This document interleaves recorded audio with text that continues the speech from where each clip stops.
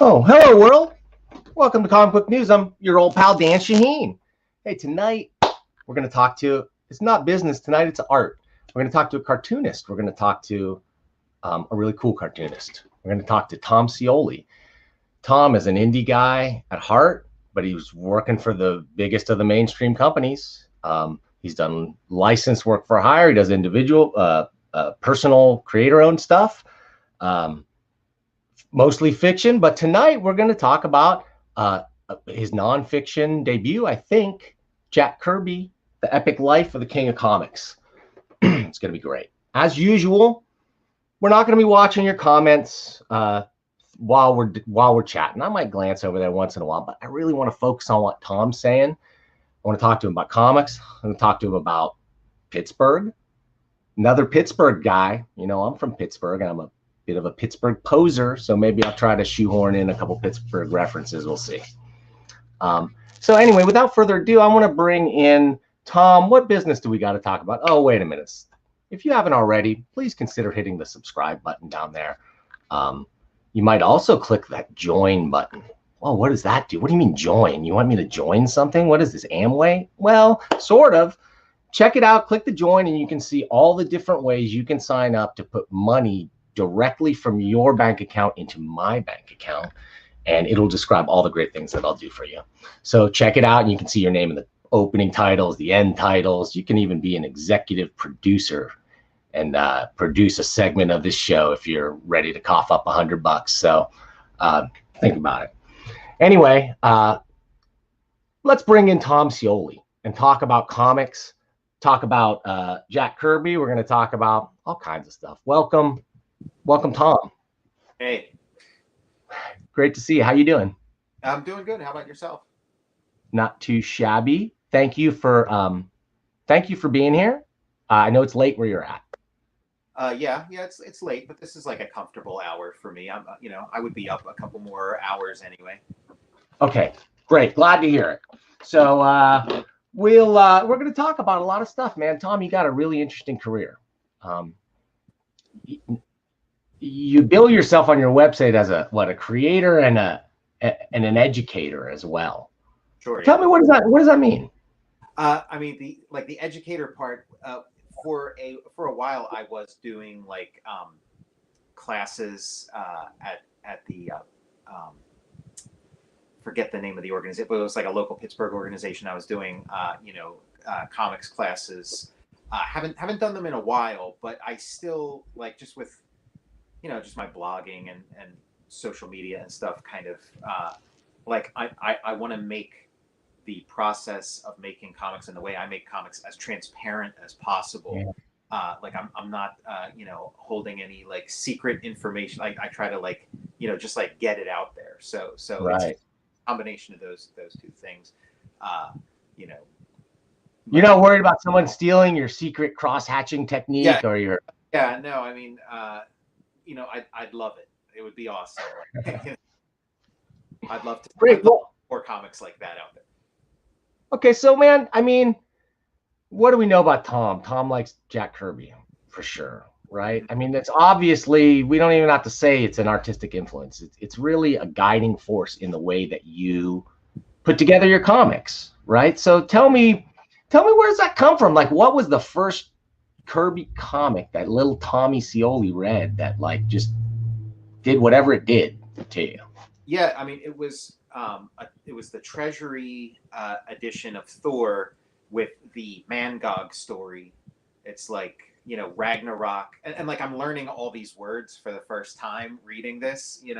It's like this like very heady universe that you're getting thrown into, and it is like in medias res. It's like you could tell the story's been going on, for a long time prior to this, and it's going to go on a long time after this. But then like that chunk is just like so, satisfying in and of itself, and just like every character has an amazing design. You have like Gila, the goddess of death, and she's got this like insane headpiece, and there's just like all these different universes and sub universes that you can Valhalla and there's like the Asgard and the Forever Fall and Niflheim and all that stuff, right? Yeah. Stuff, and then the Odin sword, like it's just throwing you right in there, and yeah, like the oversized format. So it was, just like, it was mind blowing. It was like, my favorite comic for a really long time. And how old were you at that point? I don't know. I was probably like 12 or 13, like in that range of like, probably like the perfect age for that stuff, because it was like a little more sophisticated, but not not too out there. Right. Well, I mean, so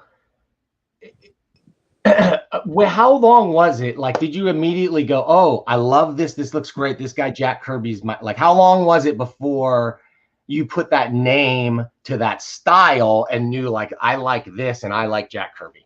Yeah, it probably took another, like, 5 or 6 years, because I just saw the name Stan Lee, and I was like, oh, this is a Stan Lee comic. This is what a Stan Lee comic looks like, reads like, sounds like, feels like.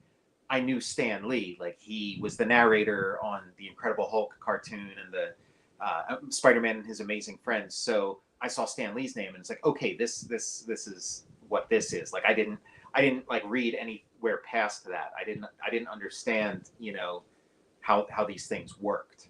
Right. I mean, for me, it was a very similar. They put out those paperback reprints of stuff. When I was a kid at the library, I found this Captain America paperback that reprinted some early Avengers appearances, or maybe Tales of Suspense or something. And I had never thought Captain America was interesting. I thought it was the corniest. Like, the idea just seemed so terrible. And then I read that story where a bunch of bad guys go, "Oh, it's only Captain America in the Avengers Mansion. We're going to go in there and take advantage of that. That's the weakest guy, so we're just going to swarm him." And Cap just bowls through him, and like the way he's moving and the motion of Cap in that, I couldn't believe it. I didn't associate that with Kirby until many years later, even it just, to me, it was like suddenly Captain America was awesome when he had not been before. Mm-hmm. And it was that visceral. And even though let's put the elephant in the room with Jack Kirby for some people is the rendering, right? The line work, the style of the faces, the fingers, they're not photorealistic, right? They're not from that school of photorealism. So, but there's the power and the force is undeniable. So tell me, how are you able to separate, or how were you able to separate? Because a lot of, especially younger kids who see a flashier style and more modern styles, look at that and it doesn't really jive with them. So how did that work for you? Yeah, I mean, like I didn't have that kind of problem with his like 60s Marvel work, because like the Thor thing was inked by Coletta, and Coletta like softens a lot of those Kirby quirks. Mm-hmm. And then the one you're talking about, I think, was Chick Stone inking it, maybe Frank Giacoia. Yeah. Right. And so again, it's like it's kind of the rough edges are kind of polished off a little, and then if you're looking at like Sinnott stuff, then it like Jack Kirby inked by Joe Sinnott is what modern comics looked like, right? Even like into the 90s. Like, it really wasn't until that Image revolution there were like, that was still kind of the house style. Like, if you looked at like West Coast Avengers or something, written by Steve Englehart, it was still being inked by Joe Sinnott, and that's kind of what a Marvel comic looked like. There was like sort of movement bubbling up, but that was still, even then. So that was like Al Milgrom pencils or something. Yeah, right. Yeah. So like that didn't, that the like the DC stuff probably would have thrown me for a loop back then. I just wasn't exposed to it, because the DC stuff, you had like Mike Royer inking, where you're really seeing like unfiltered Kirby. Right. And so that's the one I think of as being like the one that, is maybe like a little more challenging for people, and especially like kids, where it's like, you'd see, John Byrne or something, where it was largely like a very polished,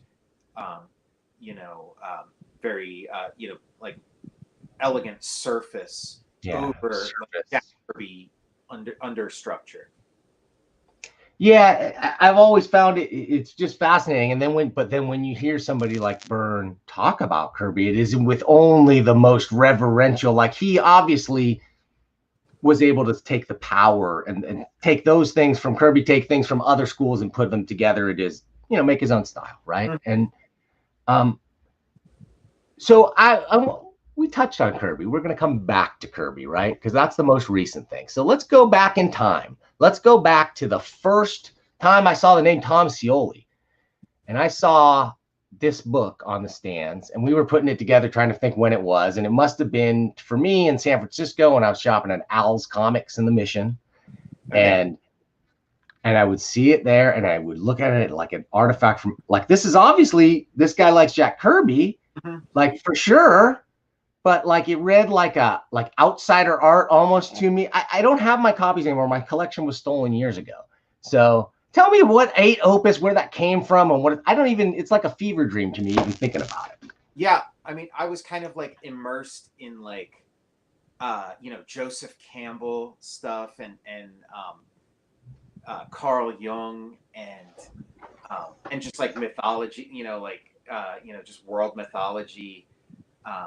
From like every different culture, and then yeah, like I discovered like New Gods and the Eternals and the Forever People and Mr. Miracle, and it was this kind of like he like improved his own mythology, and so I thought like that's like I want to try that. I want to improv my own mythology and like through a Jack Kirby filter, so like. Yeah.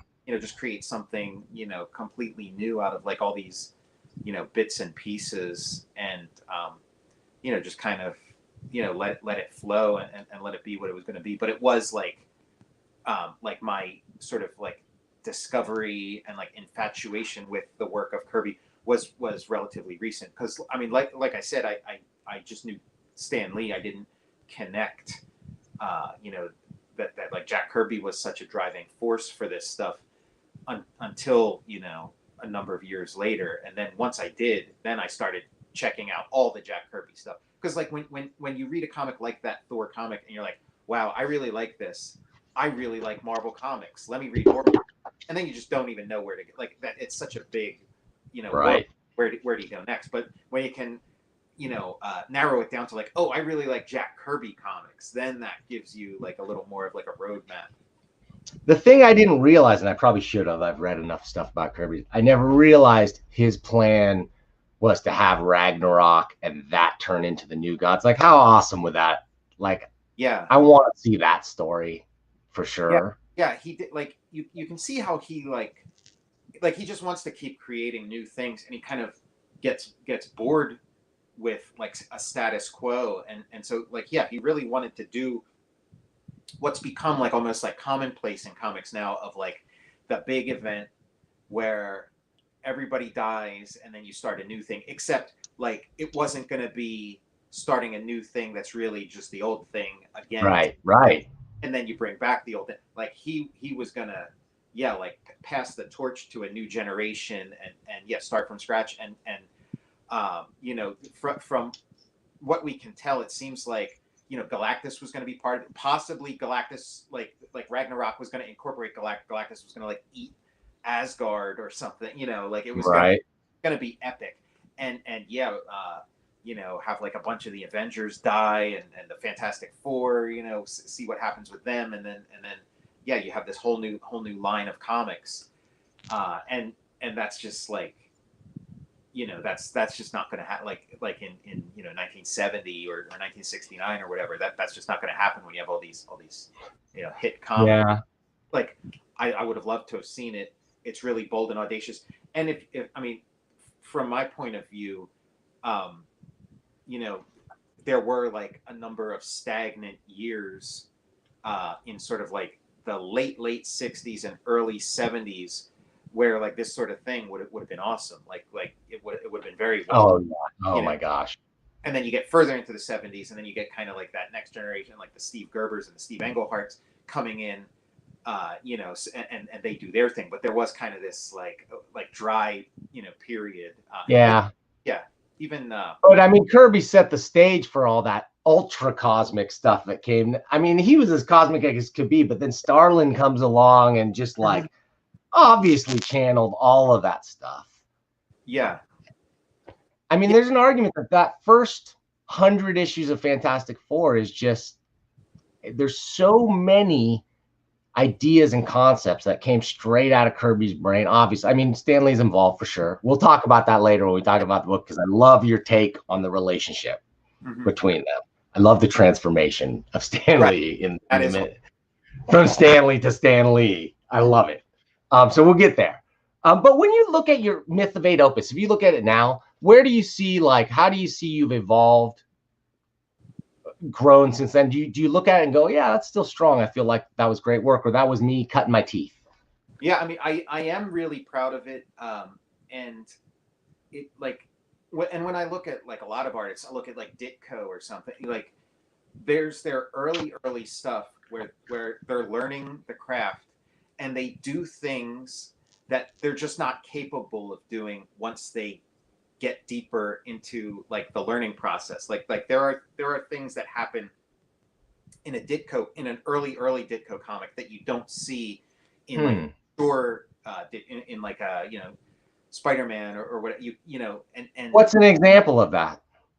You know, there's just like, I can't think of like an exact page. Like I could get back to you with one, but yeah, no, I mean just the idea in general. You know, like in his earliest stuff, he kind of had like a, you know, Morton Meskin, Joe Kubert kind of thing, and he would just do these like, you know, like weird, you know, panels, like you know, panel shapes, or like rendering, like just like junk, or, you know, background detail that just isn't what we think of as Ditko, but isn't anything else. Like it's just really so like anyway, that's like a long way of saying like I like seeing things like that when I look at like my old work. I see things of like, oh wow, I don't do that anymore, and that's kind of cool. Like that thing that I did there was kind of cool, and I don't, you know, I don't know that it would occur to me to do something like that now. So like I appreciate it that way. And then also like I was really chasing like a very specific thing. I really wanted to get that like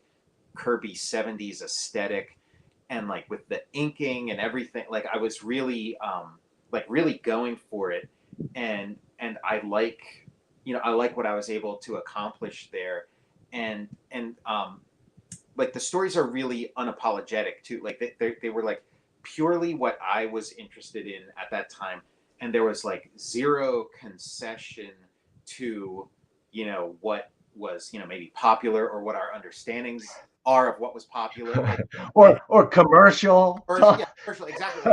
Like and man, like I have the highest respect for that, you know, and because those things are a consideration, you know, like as much as right now you got mouths to feed or whatever. I don't know what your situation is, but just you, I mean, you want your work to succeed in a marketplace, you know, and so you know, so it's just like all those things. Like I really like it. I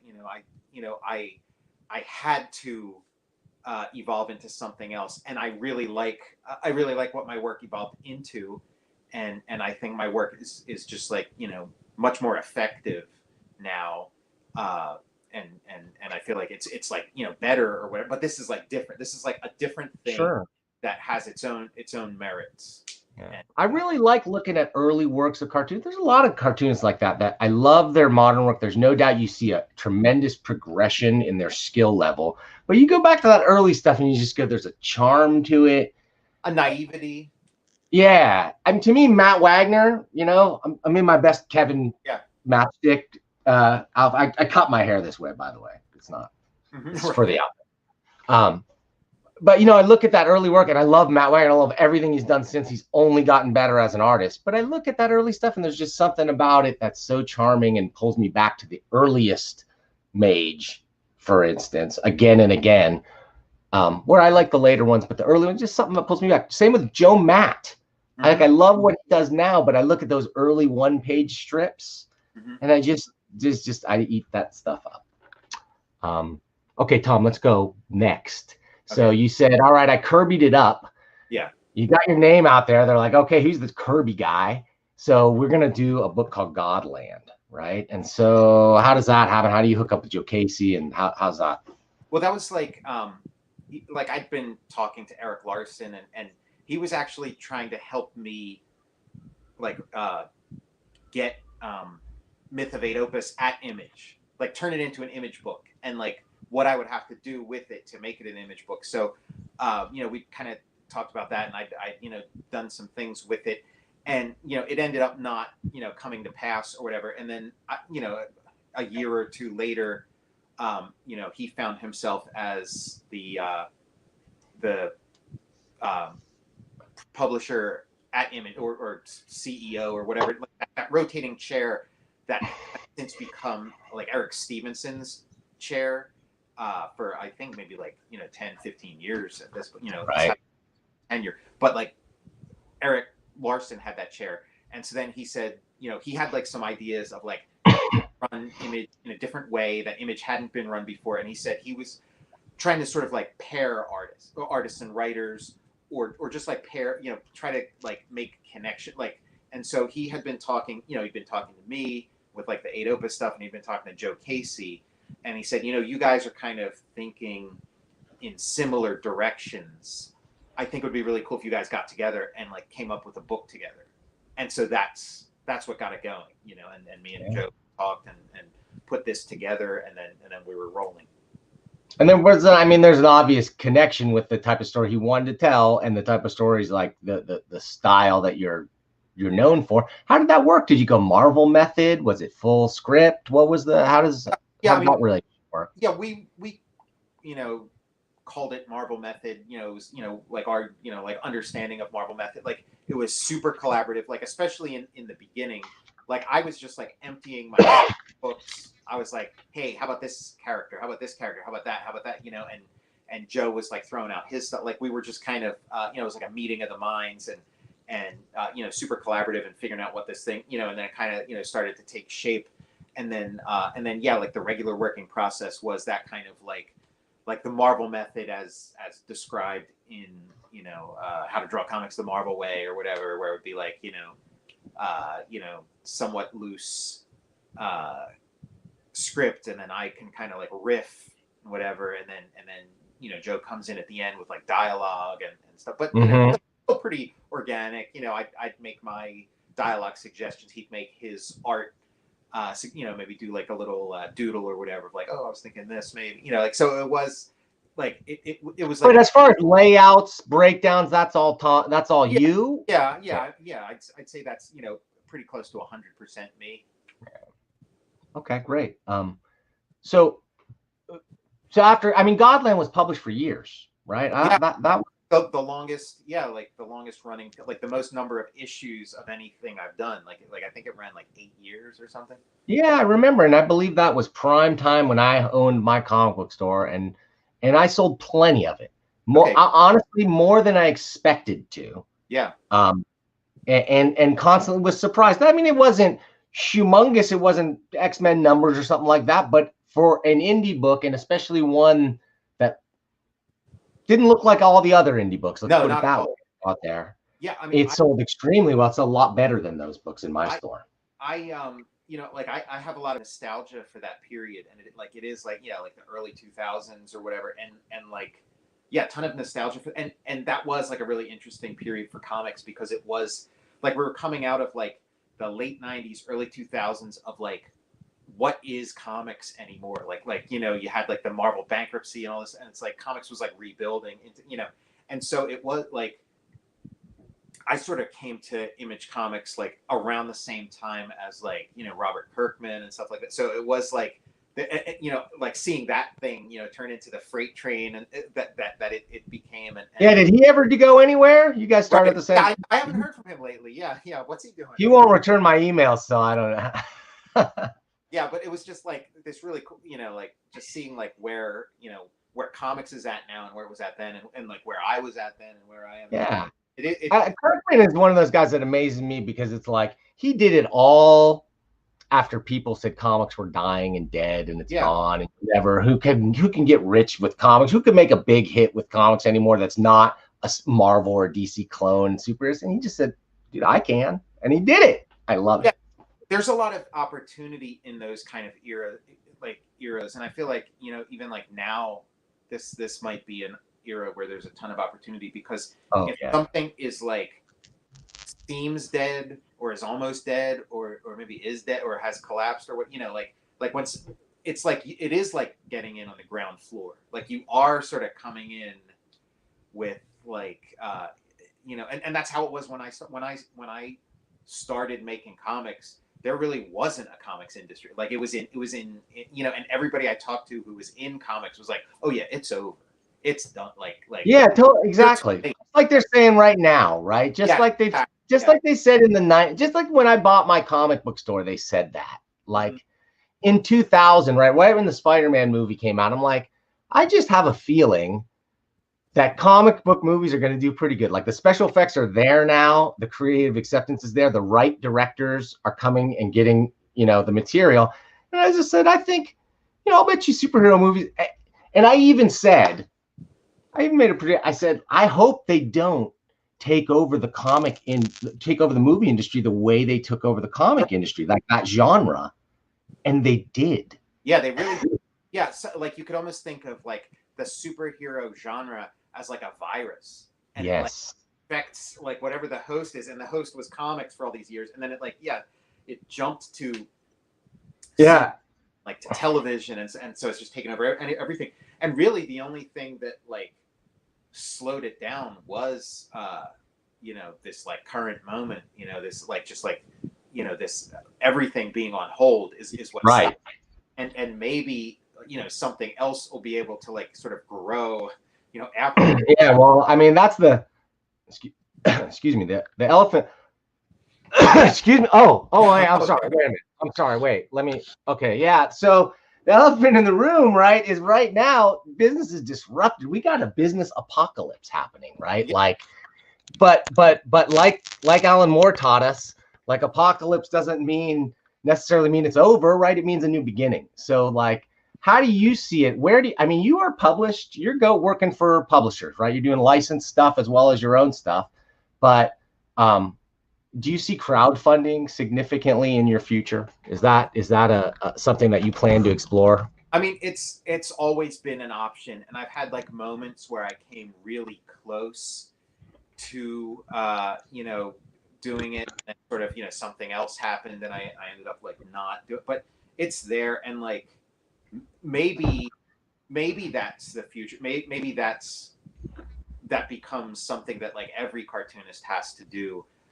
You know, for the time being, I'm trying to like take as much advantage of like every other way of doing things other than that, just because like I don't want to be you know, folding and stapling and putting together like so much respect to the people who do that, but it's like you know, like that's, you know, the longer I can put that stuff off, the better, because I've done that, you know, I have, you know, totally. And that's all time you could be drawing or working on your skills or doing whatever. Maximize my creative time and minimize everything else. But maybe, I mean, you know, there was a time when I was like, okay, I'm not going to engage in social media or whatever. But then like it soon became apparent that it was just kind of a necessity for, you know, being a cartoonist. I saw the necessity of it. And so I, you know, that into my business model. So maybe this is, you know, maybe that. So yeah, like I'm open to it. But Tom, I'll tell you, the internet, you know what the internet does? It kills middlemen. Yeah, that's what it does. It slays middlemen and it brings the consumer closer to the producer. The further we go along, right? Distribution can go away and publishers can go direct to the consumer. That's cutting out one layer. And now it's totally feasible for the publisher to be gone and for you to go directly to the consumer as well. But there's trade-offs, right? That's a whole set of skills that you have to balance on top of your cartooning and your art skills. You got to have this whole other high-level set of skills to run a business. Yeah, for sure. Yeah. That's tough. So you went the published route, and man, so after Godland went its course, and it ended, and you started working, doing licensed work for hire for IDW. Let's talk a little bit about GoBots. Yeah. Transformers, GI Joe. Oh, by the way, I did. I'm sorry, I didn't get to show anybody Myth of Eight Opus. I really wanted to show this. Wait, I'm gonna move this, and I really want to make sure we show Godland too, because guys, it's as crazy as this looks. It's wilder and nuttier on the inside, right? It's like it's all over the place, in the best way. Okay, so now, tell us about GoBots. Yeah, I mean, GoBots was kind of evolved out of the Transformers and GI Joe stuff, but yeah, it was like I had kind of like before, during, and after Godland, I had sort of self-publish things and small press things. So I had 8 Opus, and I'd put out like the occasional like 8 Opus graphic novel like while I was still working on Godland, and then I did a book, American Barbarian, and then that was published by Ad House, and that was kind of like that was my first like full color. I wrote, drew, lettered, colored, like where it was like a one man, like completely like my own thing. And did that, and then did like a couple other did like Final Frontier, which was kind of like in a similar vein, and then Satan Soldier and stuff. And really like I wanted to like build on that, like what I'd done with American Barbarian, but it was I just like those subsequent projects just weren't. I just couldn't find anybody interested in publishing them, and I didn't feel like I had, again, like the resources to self-publish, and it was kind of and again, like I was close to trying crowdfunding, and it was getting kind of frustrating, and I thought, well, like I've been doing comics at this point for like, I don't know, maybe like 10 years or something, and I thought like let me try to, like, there's this thing called the comics industry, and like people break into it, and like you go to these companies, and then they like pay you up for, like you turn in a comic, and then they pay you for it, and it's not like you do a comic, you publish it, you say blah blah blah, and then maybe like 6 months later you maybe get paid for it. It's like, no, like, so let me see about that. Let me see what happens if I try to do that. And so I started sending stuff out to like every publisher, following their submission guidelines and stuff. And IDW, like they bit, like John Barber specifically was like, oh, this is awesome. Like, yeah, I know your work. I'm a fan, and you want to work with us. That's awesome. And, he gave me like some cover work and stuff. And then one day was like, hey, how would you like to do a Transformers and GI Joe comic that you write and draw, and it's Jack Kirby style, and the GI Joes go to Cybertron, and it's kind of like if like I forget exactly, but it was like, oh, if it's like Sergeant Fury and the Howling Commandos go to New Genesis, or right, something like some Kirby reference. And I was like, the Howling Commandos invade the blue area. Yeah, something like that. So it was, and I was like, man, that is like too perfect. It's something like I would not have even thought it would be possible for, like, if I wanted to pursue that, I'd be like, well, there's no way, like nobody's gonna let me do that, and right. It just played to my strengths in and like I just had like this clear vision of like what that could be and how great it could be. And yeah, it was like I just put like everything into that. I just kind of like, and even he kind of floated it as like, hey, maybe, like, what do you like, I don't know, like Hasbro might not be up for it, I don't know, whatever, but like maybe, and don't don't quit your day job or whatever, don't sure but I did I did put everything in, like from the day he just kind of floated it, I started immediately, all hands on deck, like fully working on this comic, because I knew that like if 3 months went by or 4 months, and then it's like, oh yeah, we are doing that, I'd be like 3 or 4 months behind. So I was like, let me do this. And I thought like, okay, what if I put all this effort into this thing and then it doesn't happen? I thought, okay, I'll just like rebrand it and make it. And the idea was I would do Star Morphins versus the Icelandic army. That's what I would do with these stories.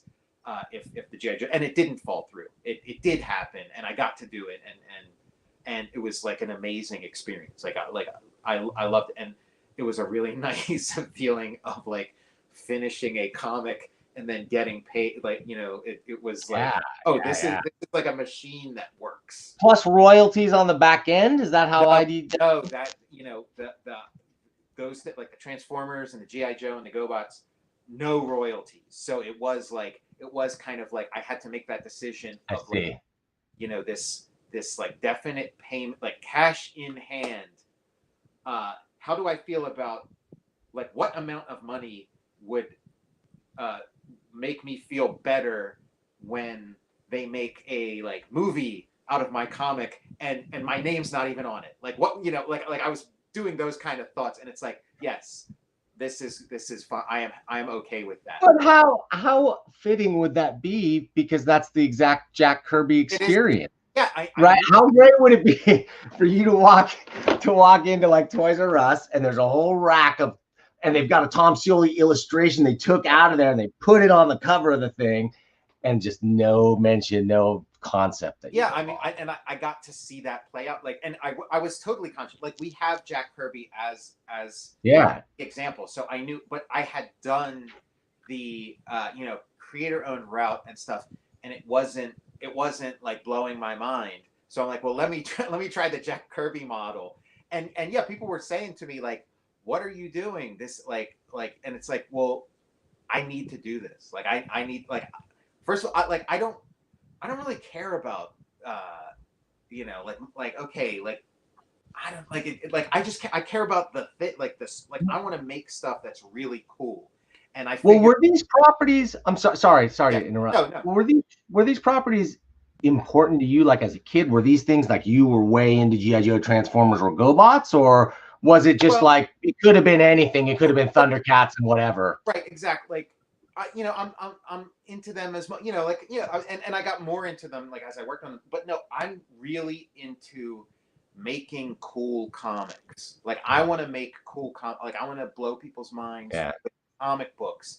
And this was like an amazing way to do that. And it was, you know, and it was like sustainable and stuff. So yeah, I did, you know, I did that, and you know, I got to get what that felt like, you know. So it was like, yes, I was happy to make that deal, and it was great, and it worked, and I made, you know, like a body of work that I'm like immensely proud of, that I could have, like, I would not have created any other way, and you know, and I'm doing fine. But there were some rough moments. There were, like, it was kind of like, it's like Christmas, and then the trade collections are coming out. And like I don't get paid anything for, like, I get paid this like upfront, you know. Yeah, right. Fee. And so I'm seeing and I'm thinking like, wow, like like when I had a, you know, like a regular job, like there was always like a Christmas bonus or something. You know, this is like my first job where there's no Christmas bonus. Yeah. And it's like, man, you know, can I, you know, it's like, oh, you know, that's not the deal you made. It's, you know, so like, so I felt that, but I'm like, okay, it's still fine. It's fine. Okay. You know, and then, you know, but then it was like, okay, you know, like, you know, I know what that feels like now. Like I you know, I went through it, and I'm still made that deal. But it's like, okay, I don't want to spend 30 years doing this. Yeah. Well, I mean, of those properties, they've got humongous fan bases and giant franchises based on them. Not counting GoBots, but.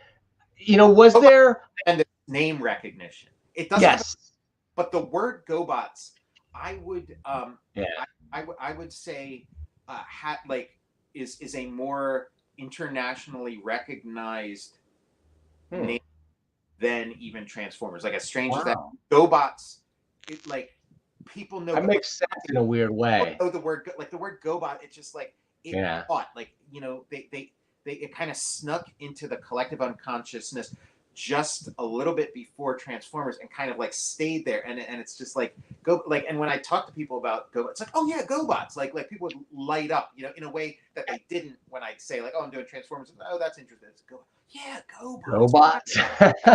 Yeah. I'm a Psykill. I've got a Psykill tattoo. I can't show it on live TV. Well, yeah, when you get beyond just the name GoBots, that's where like the recognition falls to the But in a way, that's great, right? I mean, that's your chance to do what you want to do. But what I meant is, like, the people that read Transformers and GI Joe comics, I had a bunch of customers that would read them. Some of them are comics fans, but many of them are like, I'm a GI Joe fan and I read every GI Joe, or I'm a Transformers guy and I collect every Transformers thing. Did you get response from the fan base like, this is a non-traditional style, this is not what I'm used to seeing in my Transformers books? Or what was the reaction in that? Yeah, I mean, I got like every imaginable reaction you can think, like from the sublime to the hellish, you know, like I got every kind of reaction you could think of. And you know, like and like the difference between working on something like this and my own thing is like my own creator-owned things is like, if I came up with some kind of like sci-fi concept, it's kind of hard to sell somebody on, like, take a chance on this sci-fi concept. Right. But if I kind of, if it's called Transformers or GI Joe, then it's like, oh yeah, like a lot of, you know, work has already been done to like get these people in the door and acquaint them with what you're, and like, here's my, you know, it's a much easier, you know, entryway. But yeah, yeah, and when I created this, I kind of understood that like the super fans have their taste in these things, but like the super fan was like too narrow an audience. Like it wasn't a large enough audience for me. Like I was shooting for like people who like maybe heard of this stuff but don't really know much, or like right, but lost it. Like I, you know, but then like most of the population is like people who just like don't care about it. Maybe they know like the Michael Bay movies or something, you know. Right. But like I was going for, like, I wanted to you know, bring you know, Transformers and GI Joe to the masses. So I understood. No, that's what's interesting. That's what I mean, because it didn't just go to just people that read comics in a way that even superhero comics do. Those sort of like they have an interesting footprint in the market. Yeah, it does. Yeah. And I feel like, I mean, I don't have access to any kind of like you know, statistical data or anything, but my impression is that work, like my Transformers and GI Joe, sort of made like the largest footprint of like everything I've done, maybe until this Jack Kirby. Right. Might have made okay, well, wait a minute. Before we get there, yeah, all your work with IDW, you proved yourself. And they're like, who's this Tom Scioli guy? He's getting 4 months ahead of time. What are you talking about? You got a rep as a guy who can deliver and who works on time and takes his art seriously, I'm sure. And that led to working for, I don't know, the biggest comic publisher of them all, kind of on your dream thing. Talk about FF Grand Design, how that came to be. Let's hit the audience, if they don't know already, about the Grand Design concept too, and exactly what that is. Yeah, it was. Yeah, it started with Ed Piskor. I'm going to flash these up here. Yeah, that's the Fantastic Four Grand Design, and yeah, Ed Piskor did a thing, X-Men Grand Design, and he came up with, you know, the concept and the Grand Design title and all that kind of stuff, and did this like X-Men Grand Design where it was like, you know, he's got his own way of doing comics, and he like applied that to, you know, to like a Marvel, you know, to X-Men, and tried to, you know, tell like what to him was like the total X-Men story, you know, to tell that. And so, you know, Marvel was looking, you know, and in conversation with him, like they were looking to like do that with like other creators, kind of bring in other creators who had like a voice and who had like a connection to these characters, and to sort of tell like an all encompassing story. And so yeah, they approached me and to do like a Fantastic Four, and it kind of like, again, like they here's one I'm really proud. This is the cover I did for the collected edition. Wait, you got to tilt it a little differently, and we'll see that effect. Yeah, there you go. Yeah, like, that's it. Boss. Yeah, so she like appears and disappears. Like, so I'm so proud of this. Like, this might be, you know, like the coolest cover I've ever done. I'm like real proud of that one. But yeah, like so you know, they approached me about that, and it was kind of like when John Barber talked to me about Transformers and GI Joe, where it was like, okay, well, maybe we're not sure. and so for a while it was like maybe, and so I did like a ton of work of like, oh yeah, here, here's what it would be, and they said like, oh, we're just testing the, like, we're not sure we're going to do, so just send us like a paragraph of what your thing's going to be, and I I sent them a paragraph, but then I also like did a bunch of stuff like on my own, just for the same reasons as with Transformers and GI Joe, and then a bunch of time passed, and then I didn't hear anything. Like I'd kind of ask, like, "Hey, what's going on?" Like, and so in the meantime, I started the Jack Kirby thing, and then I also like did GoBots at IDW, and was working on that, and then I'd sort of given up on the Fantastic Four thing. I thought, okay, that's not going to happen, and so I sort of started posting some of the stuff that I'd been working on for it, and then not too long after that, I heard from Marvel, and they were like, yeah, we're ready to do this. Let's do this. And so I sort of dropped everything and jumped headlong into it. Great. And I mean, was it like a kind of a dream come true for you, or what? I mean, and this one, I'm assuming you do get royalties on. Yes. Yeah, I do. And I have, yeah. And man, that's a great feeling, yeah, but it was a dream project. I mean, maybe Thor might have been like a slightly more, just really like my, but like Fantastic Four it kind of made more sense. Like at the time that I agreed to do it, there wasn't a Fantastic Four comic, so it's like Fantastic Four had been gone for a while, so it's like, oh yeah, Fantastic, like that would be good. Like I'd get to sort of like own Fantastic. Yeah, right. Yeah. Yeah, that's right. It's the one too. It's the seminal Marvel concept. Yeah. And it's the one that truly has not been done right, like cinematically or adapted in any way. Like they can't get that core, because they try to modernize it too much. And I feel like it was so of its time, the FF, like being in the space race time and just the whole rocket ship race and all that, and Red Ghost and to me, that's peak Kirby, peak Lee Kirby Marvel. I was not a Thor guy myself. In that way, but something about FF, man, just those concepts, concept after concept after concept, crazy universes within universes. And I mean, it's definitely like a puzzle to solve. Like there's just so much there, and it's so it's like so mind blowing, and it's like, how do you get a handle on the Fantastic Four? Like it was a real challenge. Like when it was Transformers and GI Joe, I'm like, okay, I know how to do that. I know how to like, make that, bring that in the modern day, and then like GoBots or whatever. I'm like, yeah, I know how to do that. But then Fantastic Four, it's like, yeah, wow, what do you do with and like I really loved that challenge, and like I really love like the solutions, that I came up with for it. But it is like Fantastic Four is kind of like it's like Moby Dick or something. It's like this Mount Everest, or it's like it's an embarrassment of riches. It's like it's so much, it's so everything to me. I don't know. To me, when I look at this stuff, that was actually like probably the toughest thing about it is like, what do you leave out? Because there's so much great stuff.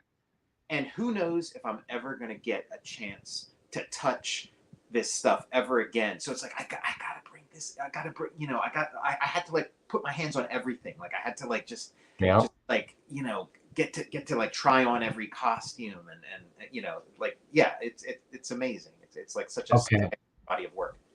And I mean, we know why, we know who, right? Let's talk about it now. Let's talk about Jack Kirby. Let's just talk about it. Let's talk about your book. I got a couple questions for you about that I got written down here. Some of the choices that you made here. Mm-hmm, sure. Particularly character design. This is my number one question. Jack Kirby looks like no one else in the book. Yeah. Definitely completely like a different species. Sure, yeah. Almost, right? Like a different in comic style. And honestly, I was expecting that I was going to get this thing and I was going to open it up and it was going to be in Kirby style. Right, yeah, and Jack Kirby would look like Sergeant Fury or something. Well, I don't know about that, but I wasn't expecting, I wasn't expecting the Japanese manga influence that I think I'm seeing here. Tell me about the character design. Yeah, because it is like it is like it's not a style that Jack Kirby really ever employed, himself. And it was like it was a choice, and it was something that sort of came out of just like the process of making this comic, because I did start off drawing sort of like a more, like a more sort of like semi-realistic Jack Kirby and stuff, and I didn't like it wasn't doing it for me and stuff, and like I just started toying with different things, and then like I kind of hit on that, and like the comic like really came alive after that, and it like just made you like it, you got like just pulled like straight into Kirby, into his head and world, and saw the world like through his eyes, and he did stand out. It wasn't like, okay, now which one of these middle-aged men is Jack Kirby again? Right. Is that, oh no, wait, that's Vince Coletta. Okay, yeah, and that, but it was like, okay, there he is. There's the star of the show, and it just, again, it's like you make these decisions. You make like a million decisions when you're working on something, and like that, that was a pretty bold one. There's probably like a couple like bold like decisions that I made, but it just made a ton of sense to me on sort of an intuitive level, and then also like on kind of like when I like analyzed it, it made sense too, like just sort of him like retaining this like childlike wonder, and this like just sort of like openness, like this openness to your own imagination and the collective unconscious. Ah. Which going like it made like so much sense for so many reasons. But yeah, it's not the obvious choice, that's for sure. Well, plus I think reader identification, right? The big eyes invite sympathy, and then the contrast of him to the other characters just makes a laser focus, like you're saying. It's like, obviously this is the guy, the main character on every page. There's an otherness or an alienness almost to him. Yeah. Which is probably true if you compare his talent and his abilities. Yeah, that's what that's how Roz kind of described him. That like there was like a UFO cult that came to visit their house like in like maybe 1970 or something, and like Roz felt like he was going to go with them, like he was going to like go into the mothership, like right. And just him being like like just kind of like set apart, and like where did all these ideas come from? Like who are you? Like just like he like just kind of giving like a visual to sort of like like an invisible reality, that like Jack Kirby was this sort of like one in a million, once in a lifetime, once in a century talent. I just love, I don't know, I love a good underdog story. I love a good somebody who stands up to bullies. Like, I love that. And like everything I've ever read about Kirby and everything that you showed in this book is just like, man, that's just like a guy you could get behind. You know what I mean? Like, he just seems like a really good guy, but tragically lacking in like all those amazing abilities. If he couldn't drive a car, for instance, right? Like, he was just too out of it, and just like he was just like in his own. Yeah. So what do you think that's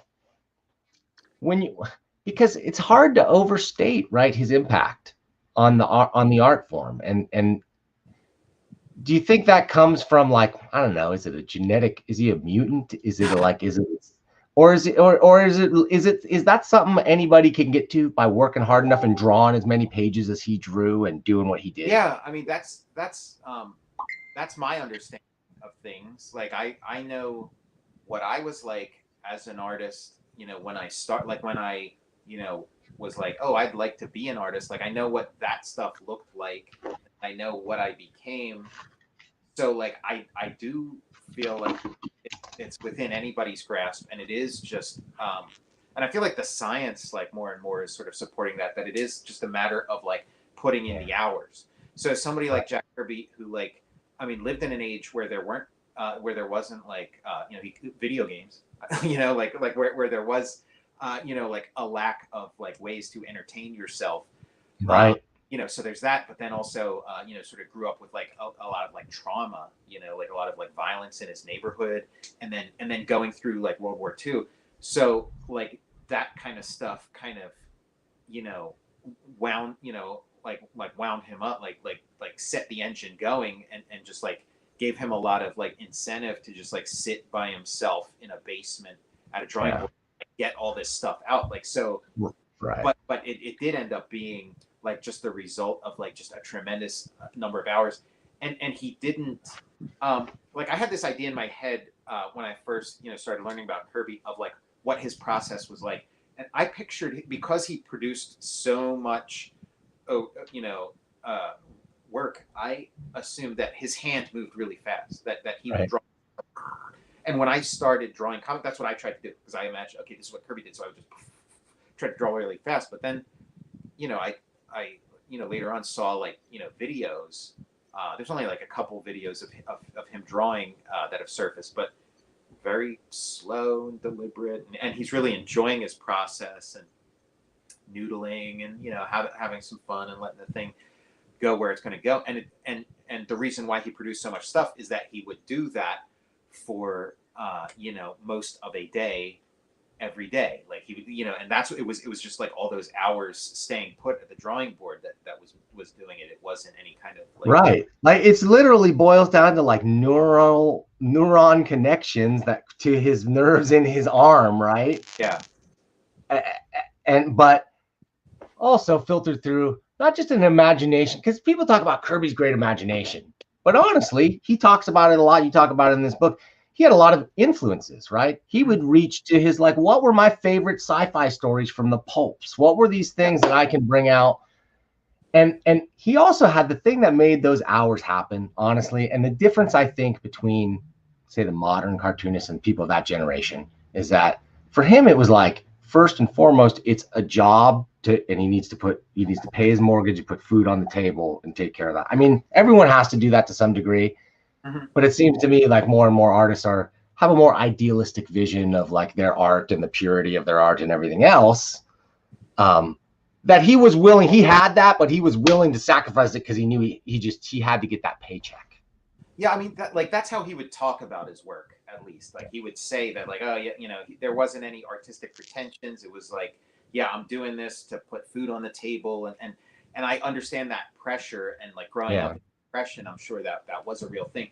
But I mean, you know, like, it's sort of obvious to me that he did love the work, and when he wasn't drawing for his job, his hobby was drawing, you know, for pleasure. Right, right. Do these things that weren't. So I mean, I think he really did love it, and really did have a lot of those, you know, sort of things that, like, you know, like our generation is sort of, you know, more willing to talk about, or better at talking about than he is, like the you know, these like artistic pretensions, or, you know, whatever you'd want to call it. Right. A better word for it. But I think he had those too. It's just like, it was kind of unthinkable for him to like talk that way, like that. True. I mean, that generation, right?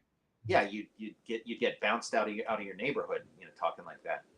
Well, and more also, like, he was just used to, like, cartoonists worked for hire and you got your thing. And I mean, there were exceptions to that. That was what was very interesting to me, though, is that if Kirby had some of the business sense of some of his contemporaries, like, let's compare two different guys. Like, you could say Bob Kane, right? Bob Kane, super business savvy, artistically, but then the ultimate synthesis of both, I think, is a Will Eisner, who takes the art to the highest level, but then had a studio, knew what he was doing, was running things like a business, expanding, going into newspapers and other areas that were just, you know, nobody was even thinking about trying, military stuff, all that stuff.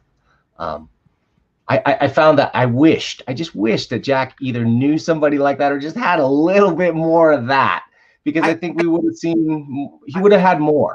I think he did have some of that, and it's just like this, like, incredibly hostile environment. Like, it's you know, just like comics in that era was like really tough, and he did like you could say that, like, you know, Joe Simon was more of the business guy in the Simon and Kirby partnership, but, you know, Jack was like making moves too. Like, he was making moves, you know, trying to get TV shows made and you know, and trying to get syndicated comics going. Like, he did try a lot of things. It's just, and he put in years and decades of that kind of stuff, and just came to sort of like a dead end, like he put like decades into that kind of stuff and came to this like dead end in like the late 50s into like 19 the early 60s, and was just like, man, like I'm like comics, like I'm this close to quitting comics, and comics is this close to quitting me, and like really all like I know I'm good at it and I can do it, and like let me just do some comics. And then the Marvel thing, like him and Stan Lee kind of met at like the exact perfect time, like where they were both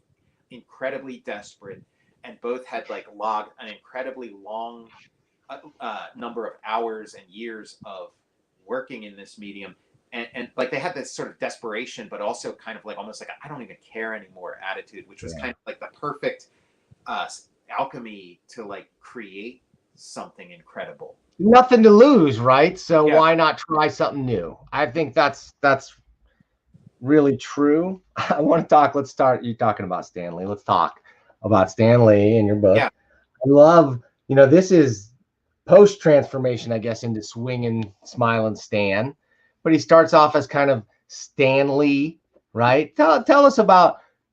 Because honestly, there's at one point where I go, was that Stan Lee that he talks to? I think it was the first page, and it's just sort of like there's a guy he's calling Stanley, and it's never explicitly like called out exactly who that is.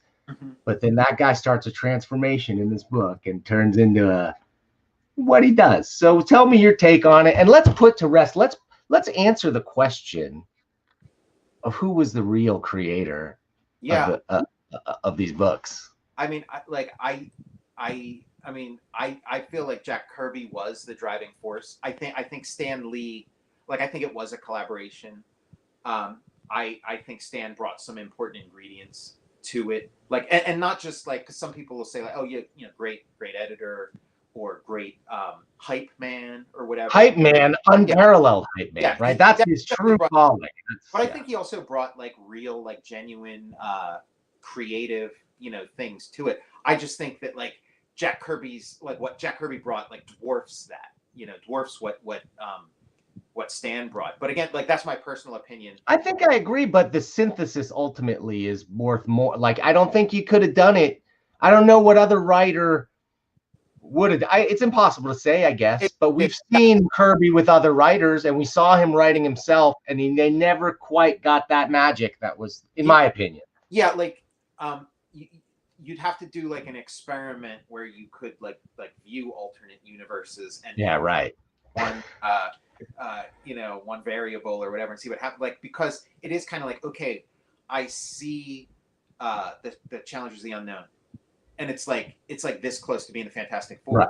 But like, yes, but it's not. It's not, and like the Fantastic Four #1 is magic in a way that Challengers of the Unknown is not, even as close as it's close, but like there's this like magic element that is missing. Now maybe if it, like Jack Kirby created Challengers of the Unknown at DC, a very restrictive editorial environment, maybe if like Jack Kirby was like self-publishing or like maybe he wanted to make a book-length story that had a little more personality, had some funkier looking, the Thing kind of character, like maybe. But we don't know. We know what this thing is, and there are like parts of it that like seem to me are I see Stan Lee's fingerprints on it. It's just like just for my money, it's like it's just so much Jack, and just just for the longest time these things were viewed as purely Stan Lee creation. Yeah, right. Stan would credit the artist and say how important the artists were and all this and that. But when it came down to brass tacks, if you would press him to it and say, well, who created the Fantastic Four? He would say, I created the Fantastic Four.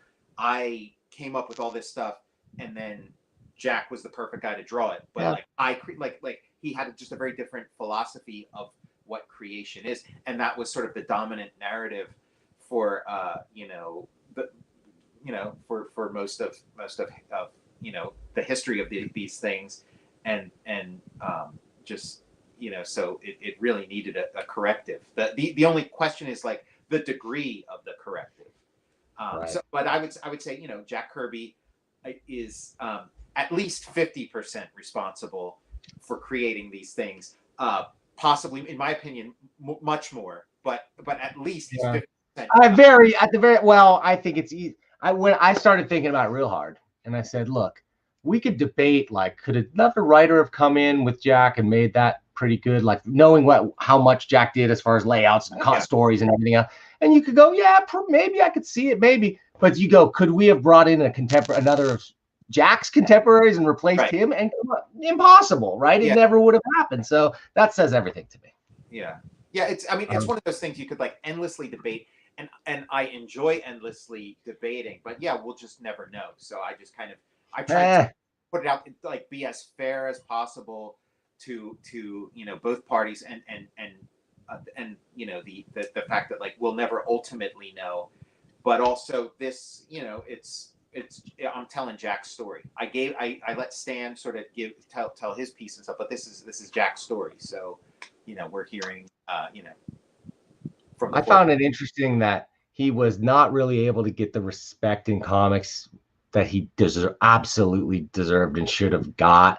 But like when he was brought to the animation industry, those people recognized right away, and they knew that what they had there, and like, let's just let this guy's imagination go loose.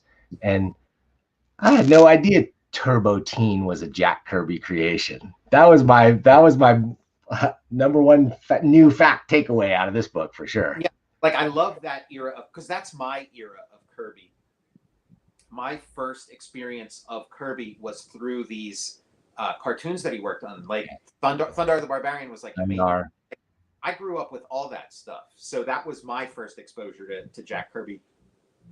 And then a little bit later was like the Superpowers team, the Super Friends, and like Jack Kirby didn't work on those particular cartoons, but it was all these Jack Kirby. It was stuff they grabbed from the like there's stuff straight out of the Jack Kirby comics that they put in there. So that was another like big exposure to Kirby. Again, like I was not aware of who Jack Kirby was, but I knew that this stuff was like amazing, very different from the Super Friends that I'd been seeing. Exactly. I remember when like Darkseid and all these, like, who are these guys? I had never heard of those guys when those cartoons came on. Yeah. I mean, I was avidly watching it Saturday morning. I was waiting, and Firestorm too being brought in, I think around that same time. And they really decided to let loose and go like, let's take these Kirby things that we left in the dustbin and we really messed up. Yeah.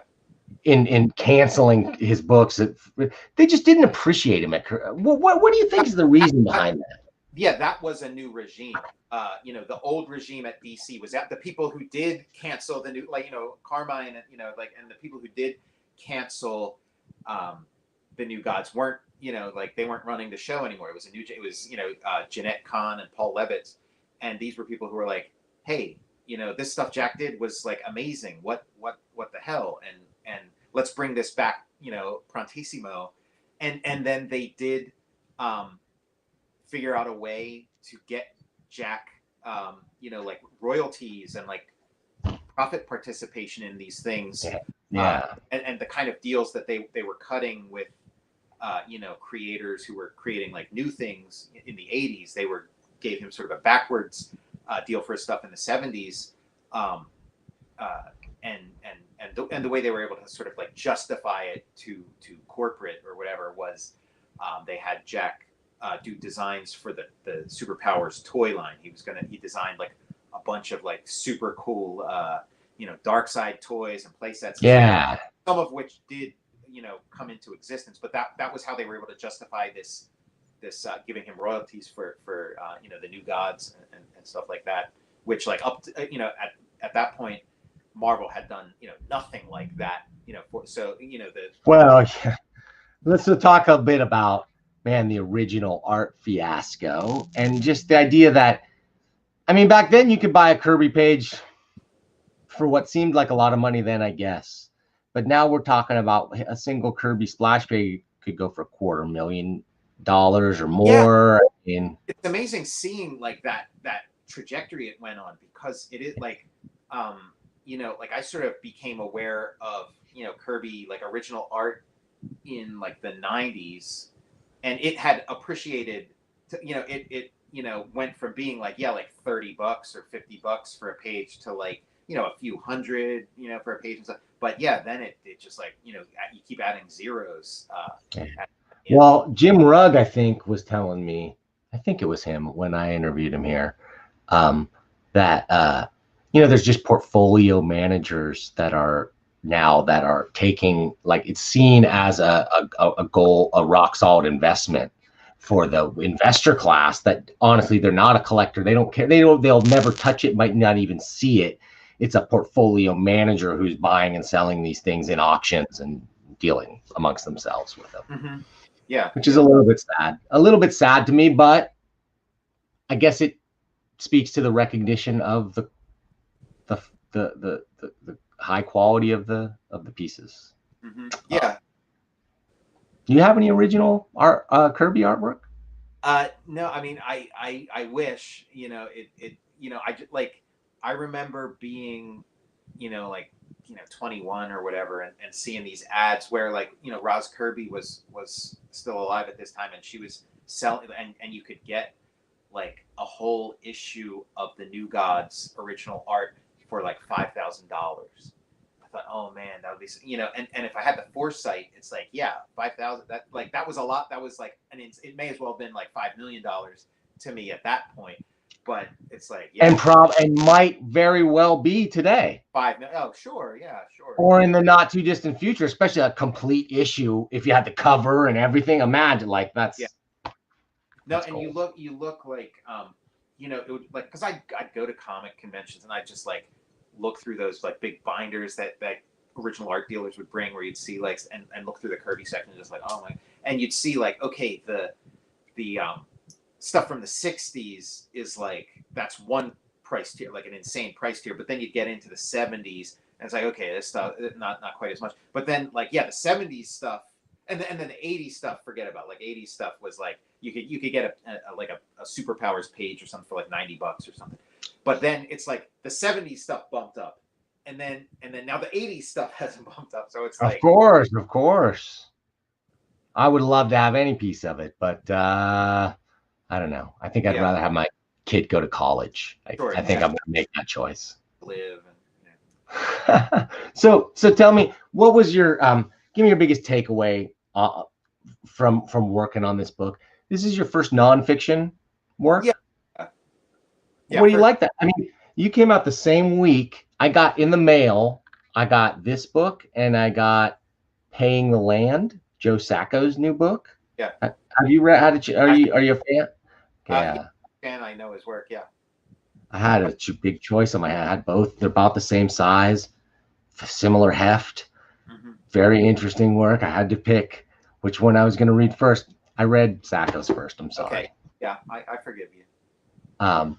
But man, it was awesome, and this was awesome too. Though I just thought, as an object, it's a beautiful thing. I love it. I'm really happy with how, like, I'm very particular about how like the actual book itself and paper stock, and I was just blown away. Oh, it's beautiful.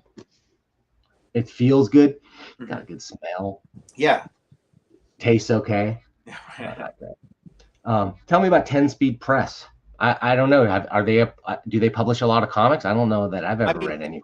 They've been around a long time. They've been around since like the 70s, and I've definitely heard of them, but not as a comics publisher. So how did you get to them? How does that even work? Do you have an agent? How does that work? Yeah, I do have an agent. It was like a couple years prior to this project, they did start, going into comics and, graphic novel publishing. Like, so they had, like everybody else, right? Like everybody else, exactly. Like they had been doing that, and like largely like, nonfiction stuff. And their lines only expanded since then. Like now they're like really like fully, they have a much wider range of projects, like upcoming projects and current projects. But yeah, like it was, this was the first project I did where I, got an agent. It just like that. It's just like when you're doing like a nonfiction thing, it's just a different category. Like, everything I'd done prior was sort of within that like comic book world, which just from its history and stuff is just like, more informal, and you can just kind of like talk to somebody directly and get things going. Yeah, But right. for this, kind of world of like, book publishing, you need an agent. Like they're not. Literary agent, Yeah, right? you Yeah. need a literary agent. Yeah, they're not going to talk. So I mean, it's a necessity. So I made sure, like I took that step, and then it's my first time using an agent, and like I totally see the value of an agent and what that what that brings and what that does. Like I totally get it, but it was a necessity, and yeah, and he talked to different my agent, he talked to different people, and 10 Speed just had they were all in. Like they really they were really into this project and really saw the potential of it, and were really excited to work with it. And it just and they had the resources to get Jack Kirby's story out to a mass audience. Do you sell original art?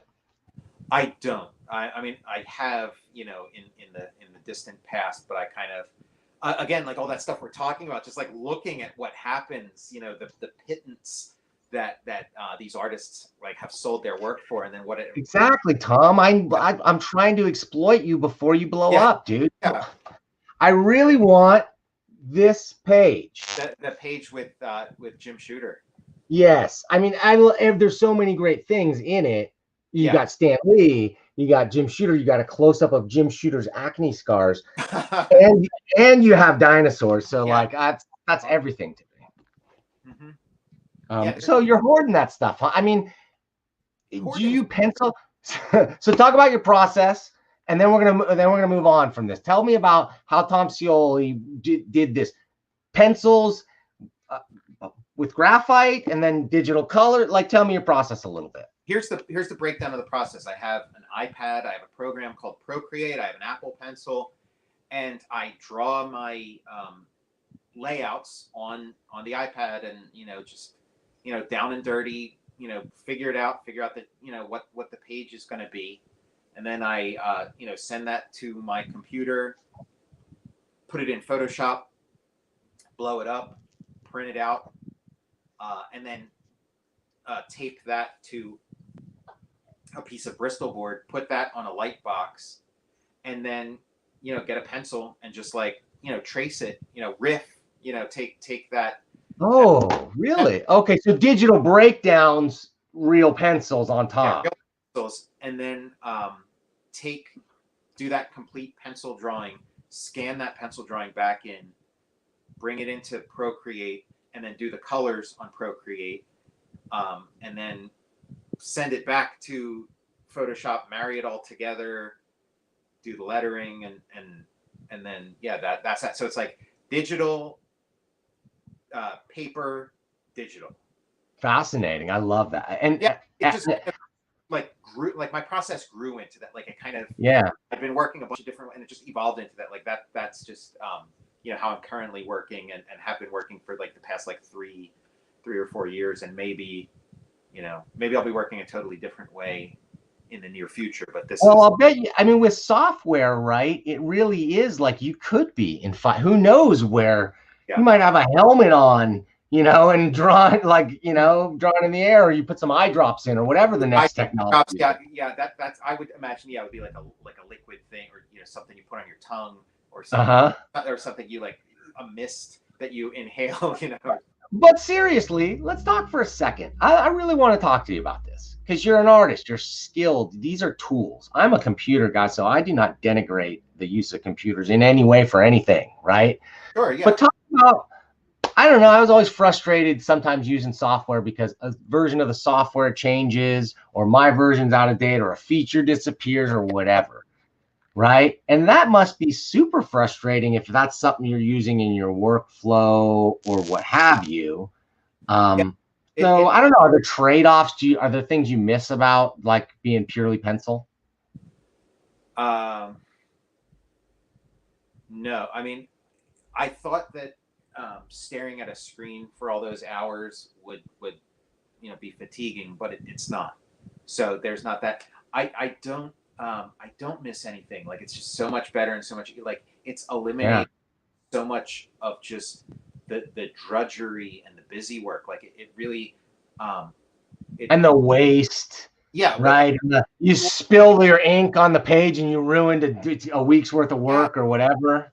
Like I hate the mess. Like, oh man, I hate cleaning brushes. I hate like color. That was like the biggest because like I you know I love to paint. I love like that media. Like I love the what you get, the result. But I hate the mess. I hate cleaning oil paint off. You know, having it like it gets on your clothes and on your hands, and you just can never get rid of it. And this is like it's like this magic paint box of like a million different. Like it's a dream come true. It's like exactly what I needed all my life. I can't and because I'm still have that element of the pencil in there. Yeah, right. You know, it's but I'm also looking like maybe I could abandon paper altogether. Maybe like I'm that's what I mean. The right program comes out, or the right stylist, or the right whatever it's going to be, and who knows? Maybe you could. Yeah, I used to be like a lot more precious about these things, and I thought like, oh no, I would never want to give.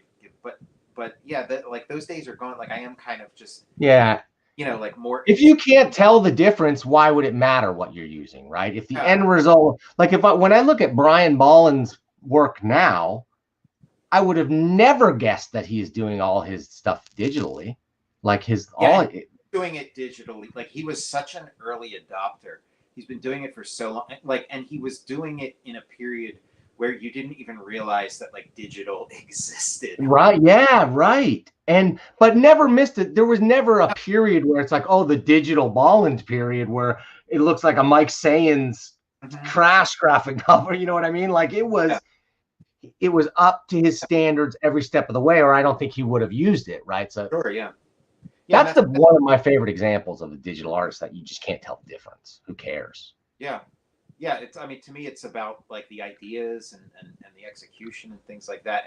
And so some of these like old materials do have a certain like pleasure to like for the artist. Yeah. But like stuff has its own, you know. When I see Jim Rugg and Ed Piskor talking about Zipatone and they're in there with X-Acto knives, I feel like you could just do that in Photoshop, and who could tell the difference? Maybe I'm wrong, but I feel like that's a texture that you could just drop somewhere and. Well, yeah, I mean, like, is it worth it? I mean, they do a lot of digital work too. Yeah. So but I think like in the case of those guys, it is a matter of like it's just more fun for them to do it that way. Yeah. Right. Yeah. And if it's more fun for you, like yeah, sure, you know, why not? Like. It is a lot. Like to me, slinging a pencil is a lot of fun. Like I do really. Right. Yeah. Right. And if I try abandoning the pencil, and I don't enjoy it, then I'll bring the pencil back. But You're right. Really into this stuff. Yeah. No, that makes complete sense. I mean, you use the tools that are out there. Stay there. Like when people go, well, like you're not a real artist if you use a computer, and I go, that's like saying like when they developed the new acrylic paints. Like you were not an artist if you used a newer, better tool to make your art. Yeah, that's like what my grandfather said.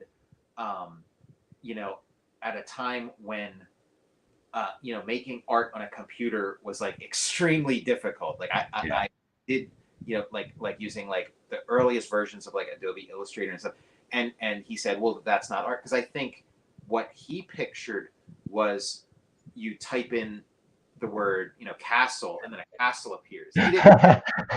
So you're still drawing, you're moving it's just you're moving right mouse instead of holding a pen, but you're still doing or you take a microphone and you say computer draw me a horse. I think that like that's what he was picturing. Totally. Yeah, no, totally. It was it was such like a foreign world to him. It may as well have been Star Trek.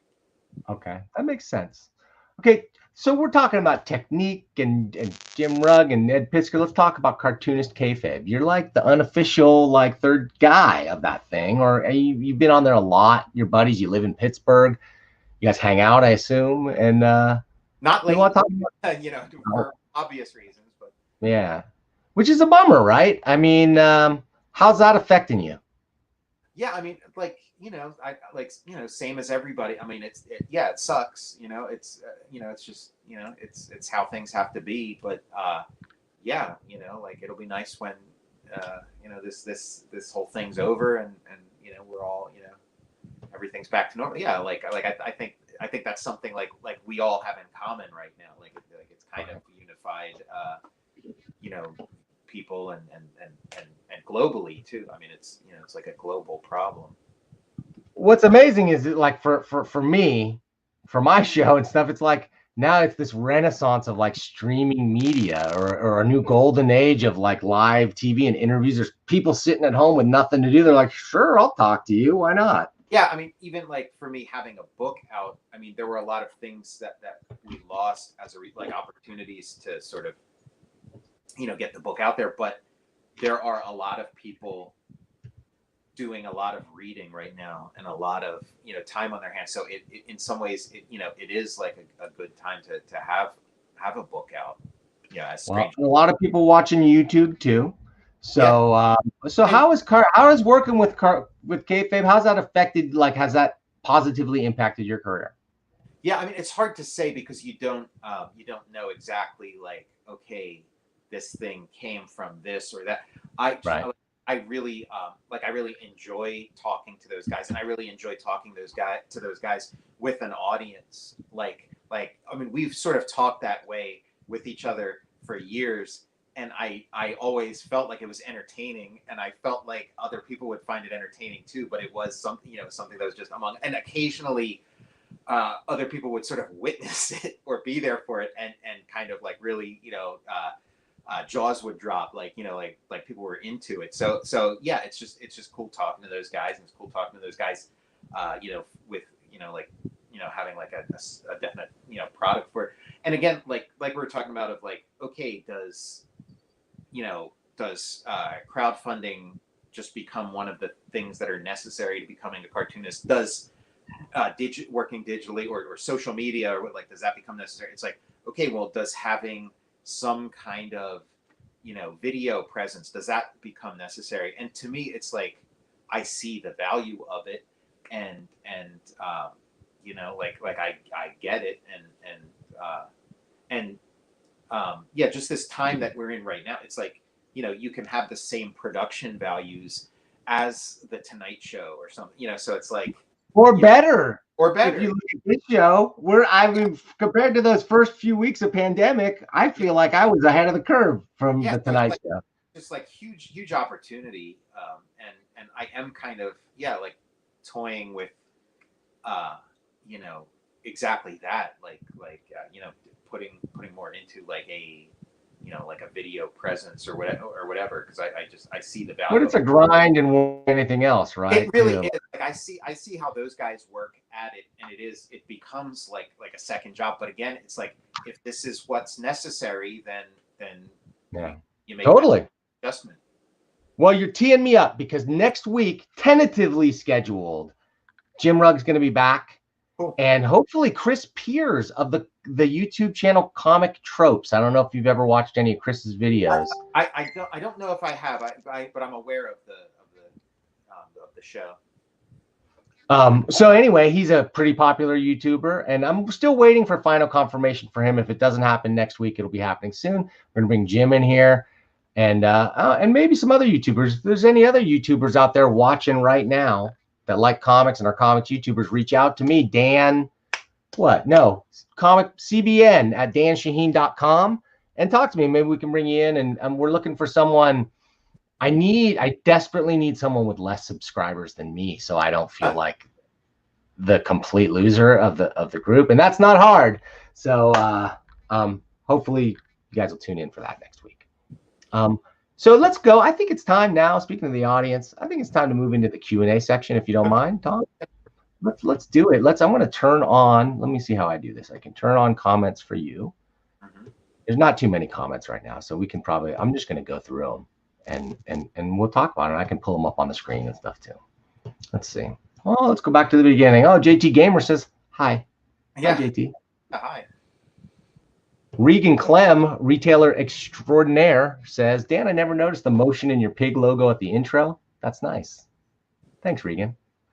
I paid money for that. I got it. Someone in the Philippines did it for me at a very reasonable price, high quality. Can't recommend them enough. I'll try to get a link down there to them. Coffee Breath. Oh man, Coffee Breath is one of our supporters. He's a bronze level supporter. He pays the avatar, the Doctor Doom. It looks like a Kirby Doctor Doom from what I can tell. It's got some of the quirks of the Kirby Doctor Doom, where the mask can actually emote. Amazing how that worked. How like in the right circumstance, Iron Man's mask and it just worked. You never really questioned it too much, right? Yeah. So much better actually than if they hadn't done it where it didn't emote. It would just look stiff and it would be wrong, right? It would feel wrong in comics context. Mm-hmm. All right. Oh, fellow Pittsburghian, Harrenberg. It was the Pittsburgh. I think it was the Pittsburgh Center of the Arts. That makes. What was that referring to? Where you taught? Because I was saying that I was teaching classes for a while, and I believe it was at the Pittsburgh Center of the Arts. Let's see. Regan Clem. I love this idea. I'm not sure which one he's talking about. That was a long time ago. Fluxcore says, "Hey, hire that John Malin guy to do your fulfillment. He works cheap unless you want to draw." Ever thought about fulfillment? Like that's the thing. There's a bunch of companies now that just will do all that stuff that you talked about, but it cuts into your profit margins and everything else, right? Yeah. So open to. I mean, I have had like serious conversations with people who have done Kickstarters and done successful crowdfunding and stuff, and like that seems like a very viable option and a doable option. Yeah. Okay. Oh, Coffee Breath back with another comment. Love that GoBots run. Yeah, we didn't really talk about GoBots too much, but like that was like, like I really, it was a project that I was like really excited about and did get to like kind of do, like I spent a couple years doing the Transformers G.I. Joe thing, and then when you work on something like that, by the end of it, you have like a million ideas. Like you've kind of gotten really good at telling transforming robot stories, and it's kind of like, oh, where else can I apply this body of knowledge that I've acquired, and then it's like, okay, GoBots, and then you could just be like that much more free with something like they. Do you find one more creatively like fulfilling or like less restrictions on GoBots because there's less canon or whatever? I mean, GoBots, I was really like I created from like the ground up, like with Transformers and G.I. Joe. I knew that there was that like huge following and the mythologies, and like the mythologies like they did have something to offer. So I felt like, I have to do due diligence and study this stuff, and even if I'm gonna disregard pieces of, I need to understand it. Where with GoBots, I was like, no, like I know everything I need to know about GoBots. Like I'm gonna like I don't want to delve into the mythology. Like, right. Recreate this thing from the ground up and do it like my way. Like it was like, okay, I did Transformers and I did this way, and that, and I did this, and this. What if instead of doing, A, B, C, what if I did, Z, X, Y, like I was able to like take all the different decisions I made in Transformers and see what happens. Happen, and it was kind of a counterpoint. Counterpoint. Kind of like, what, like I went this way. What if I would have gone that way? And so it was, really, really amazing. Like really just like a really fun period. And it was kind of like the perfect length too. Cause I did, I think I did 5 issues, and it was like, I like got in, got out, like, I was able to make like a substantial body of work, but also not get like buried under it. Tom, I'll admit I don't read licensed comics too much. You know what I mean? Like that's not my thing. You really make me want to go out and read the G.I. Joe Transformers that you did and this GoBot stuff. No, I mean, I mean, I understand your reasons for not wanting to read licensed comics, but my licensed comics, on the other hand, are something totally that like I highly like they're as personal or more personal than my creator-owned stuff. Like I went for broke. Like I was like guns blazing, like fully committed and just outer that stuff. And not to mention, man, there've been some pretty darn good licensed comics. I mean, not enough people I think talk about it, and I never really truly recognized that both Transformers and G.I. Joe are really like Marvel creations. Like they really had so much to do with the TV show and the comics and the synergy between them, like Jim Shooter and I'd put like the G.I. Joe, like the Larry Hama G.I. Joe comics up against anything that came out of Marvel. Like it's high quality stuff. Like, you know, the X-Men or whatever, as far as I'm concerned, it's this right down to great covers and everything else, just like a beautiful comics package. Every issue of G.I. Joe looked really sharp. Okay, hey. Oh, my favorite comment of the night. Can you guys see my comments in this chat? I think I'm shadow banned on YouTube. No. The answer is no, we can't see them. You are shadow banned. Sorry. No, Coffee Breath says you're good. We can see it. Nice interview. Tom, do you know if the book will be available on Amazon International? Yeah, I mean, Vickman de Santiago. I'm not sure exactly like the difference between Amazon and Amazon International, but like, yeah, this is like a pretty widely available book, and I imagine, like, you know, translations are forthcoming and so, like, yeah, like I don't see any, like, the only thing I could think of is just time. Like it might take a little, you know, but yeah, as far as I know, sure.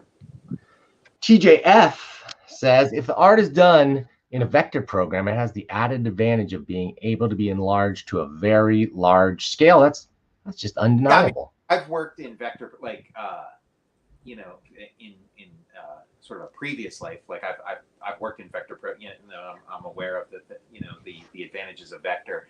Yeah, just like, you know, to me, the way I'm working now is just, you know, has every advantage in the world. Right. What's your vector, Victor? All right. Justin Rogers says, FF Grand Design was great. Need to get that collected edition. Can you pull that up one more time? You got it handy? I want to ISO you so we can see that. Wait a minute. Let me pull this down. There's Sue, and now you see her, now you don't. So that's a practical use of spot varnish. Yes, the best use of spot varnish in the history of print. And yeah, like, this is all my life, ever since I read that Thor Mangog Treasury Edition. This is how I wanted my comics to be. I wanted them to be Treasury Edition. I wanted them to be this size and this shape. Yeah. And this is the first and so far only instance of a comic that I made being in this format. And it was like, between me, Ed, and Jim, it was almost like this running kind of like joke and almost like competition of like, which one of us is going to get a Treasury Edition first. Right. And the race was on, and it lasted a while, and Ed won. You know, the X-Men Grand Design. Yeah, he won. He got there. Or even prior to that, Hip Hop Family Tree. Hip Hop Family Tree. That's what I was going to say. It seemed to me like that's what. Yeah. I didn't put together the connection to Marvel Treasury editions in that format. To me, it was like, oh, this looks like Hip Hop Family Tree format. Yeah. Right. Yeah. Which large, like, you know, Marvel hadn't done a Treasury in forever, and then the Grand Design format is. That, like, you know, that's courtesy of Ed. Like, he brought back the Treasury. I love it. I didn't put it together. Beyond, like now Marvel's doing the Hip Hop Family Tree format for all kinds of stuff, not just Grand Designs, but like for all kinds of stuff. I think it's cool. I think we're in for a brave new world of formats between that and the new Black Label stuff from DC, if they continue that stuff, that is. Yeah. Okay. DC, question mark right now, you know. What's going to happen? Okay. Oh, comic book news with Dan Sheen. Hey, has Tom ever heard the Norm Macdonald Fantastic Four bit about the team being upset with Reed's name choice? Yeah. The names reflect their powers, and he names himself Mr. Fantastic. Yeah, why not Stretcho? Yeah, I love that Norm Macdonald bit. It's hilarious and spot on, and yeah, like I cracked up the first time I heard it, and yeah, it's great. Yeah, because it is like, it's like, hey, I turn into fire. I'm the Human Torch. You know. It's like, well, I stretch. Oh, what are you going to call yourself? Stretch it? No, I'm Mr. Fantastic. All the team, the Fantastic, like the ego of this guy. Well, and you just know It's not portrayed much in the comics, but you just know Reed Richards has a humongous ego. He just Yeah, oh, does. I think it is. I mean, I think it's up front in the comics. Like Yeah. um, you know, uh, you know, Reed Richards can be unbearable at times. Right. Like it That's true. sucks all the air out of the room sometimes. All right. Let's see. Generally, Erwin Papa says, generally, how much time is spent on your layout process? I tend to get overwhelmed with how to portray an effective visual. So many tweaks, especially when you're digital too. You got unlimited undos and you can try 100 different things. So are you paralyzed by the unlimited choices sometimes? Sometimes, yes. I mean, that was more of an issue just at the very beginning, like when I was first trying to just be an artist in general, was like, oh man, where do you even start? And then you kind of build up this, muscle memory and you build up reps and stuff, and then those decisions just get easier, and you do just get to a point where you're just kind of guided by your like creative instinct. But it is the result of like all those years of agonizing over it. Like the agonizing over it is the learning process, and then that just gets integrated. So how many layouts, like, do you work like a page at a time where you do layout, you go all the way through to finished, or do you do like a bunch of layouts and then do your finishes? How do you pace it? But yeah, sometimes I just get really inspired and just do like a bunch of layouts, like one after real quick, and Yeah, right. come back to it and do like a number of refinements and but then like what I've been tending to do is just kind of taking it a page at a time or 2 pages at a time and just doing it. Yeah, usually it's like maybe half or like a third of my working day on it. Like I'll do like a page a day, and it'll be like a third to half the day is that, and then the rest of the day is everything else. I feel like anything less than a page a day, like just the old school cartoonist would be like, you're not a cartoonist, kid. Like if you can't do it. Yeah, I mean, and like what are you doing with your life? Like how long do you wait to get 20 pages done? Which is your favorite run of those licensed comics? I'm gonna guess you just said GoBots, but then you talked about how great G.I. Joe Transformers was. So which is your favorite? I mean, I guess we could interpret the question however we want. Does he mean like my favorite run of like other people's or? No, it says in those. I'm gonna be pedantic here. I mean, for me, like I love all my babies or whatever. And they all have things to recommend. It's just talking about like the enjoyment that you get as a creator. There's like nothing to compare to the like ecstatic feeling that I had working on Transformers and G.I. Joe. Like it was this like extended period of just like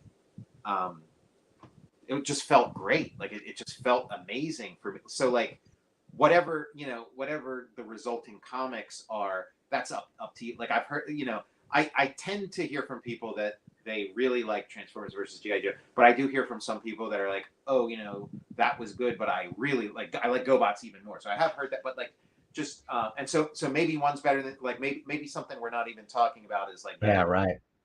That'd be a hard one for me too. Yeah, the difference between those, like the fact, like you said, that one is just sort of you got license to go wherever you want, and the other one you're sort of a little more canon bound, I guess.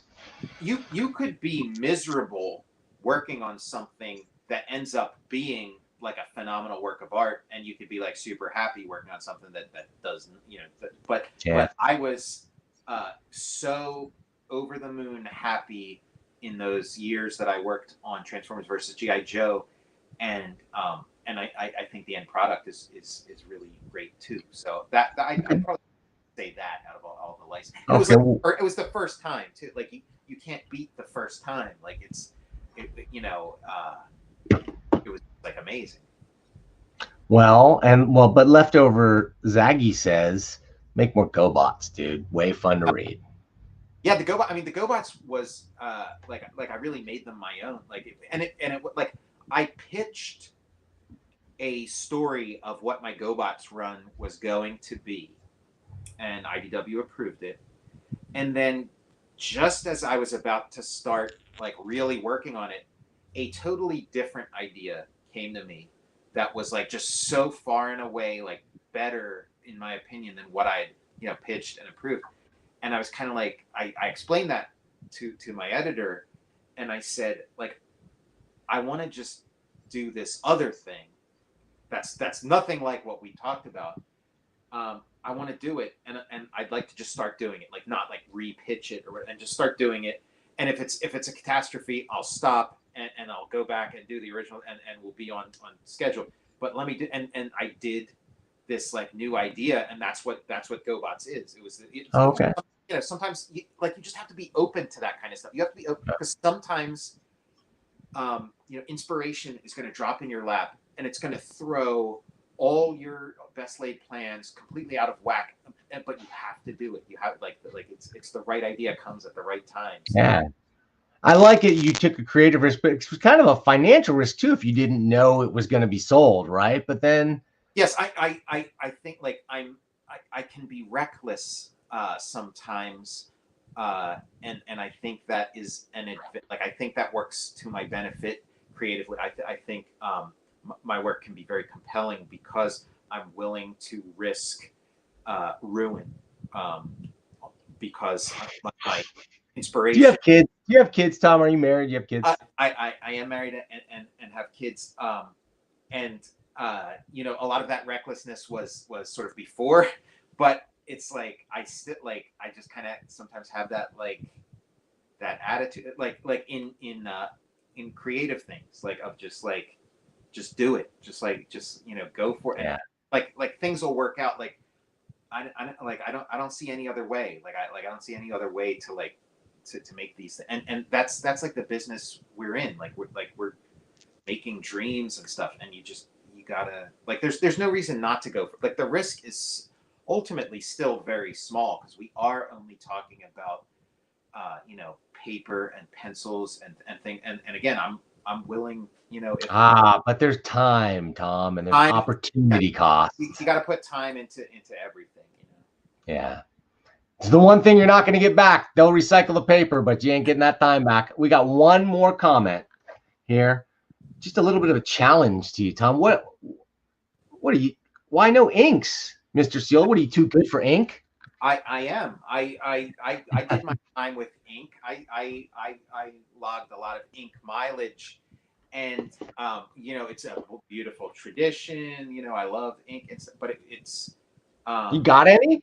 You keep it around the house still? You look at the bottle longingly occasionally? Yeah, there's ink. I just see it as, for me, completely unnecessary, gets in the way. The pencil is just a much more direct way of communicating, and I love the way it looks. I think it looks better. I love it. I love with the pencil. The pencil is this amazing thing. And there were all these reasons why you couldn't just reproduce a pencil back in the 30s, 40s, 50s, 70s, 80s, 90s. But with digital production, the pencil, it looks great. It's an amazing tool. You can create a very clear, readable line that has this randomness as the graphite explodes and pops and sprays in different directions. It has this quality, like a little tiny airbrush. It's so interesting when you think about art and how you think about precise and tight control when I do when I think about it. I just think about you have control over every line, but in reality, it's those who know how to get the spontaneity of the line, right? And that just comes from again, it's those neurons and the nerves, and it's just a physical thing, right? I mean, it's not something you can. When you look at a Bill Watterson or something like that, right? You look at the inks on there, and I would try as a kid. I'm like, why can't I make my lines look? I didn't realize he's using a brush, and he's got such fine control over that. So, what about brushes and ink work, Tom? It's not. I mean, again, and when we talk about the 8 Opus stuff, that was brush. And yes. And it was a lot of fun, and I enjoyed it at that particular time, and I liked the way it looked.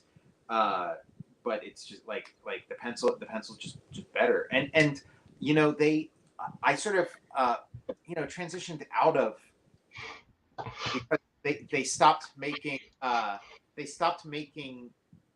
the brushes that I like. I would use the Series 7 Windsor new brushes, and you'd get this amazing, this like amazing snap and this amazing line.